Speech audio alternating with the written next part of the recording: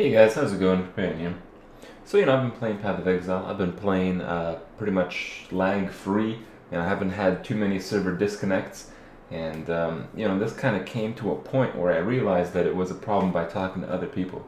I talked to Noogie, he's another fellow streamer, and he told me, it's like, yeah, the game's pretty good, it's enjoying my open beta experience. The only thing I wish there would be less of is server crashes.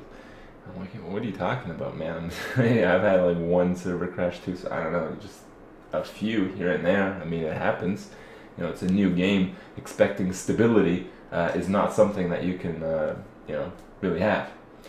So this comes as a realization I had a while ago that I thought I'd relate to you guys. Because, I stream at pretty odd hours. I stream from roughly 8 p.m. Eastern until 6 a.m. And before, once upon a time, this is actually, I believe, 10 p.m. for some time, and I'd stream a little bit later than 6 a.m.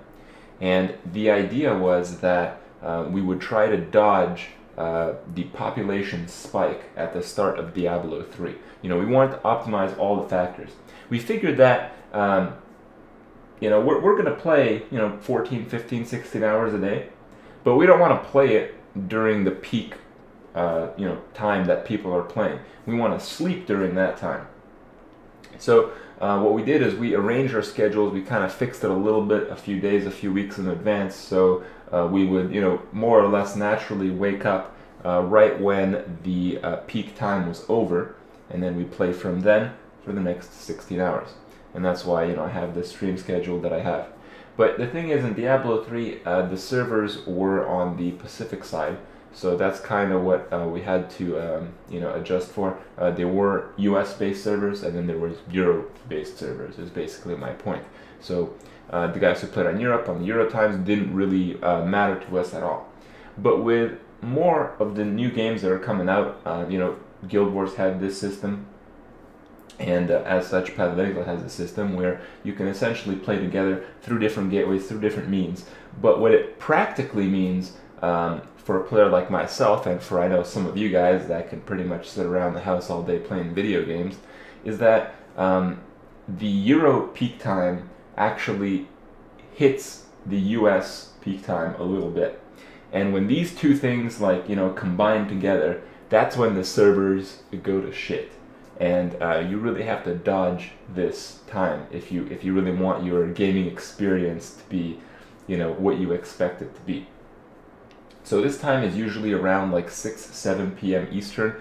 It's when there is still some of the Euro population staying up, past midnight a little bit, and that's when some of the U.S. guys come home from work, want to play some video games, log on.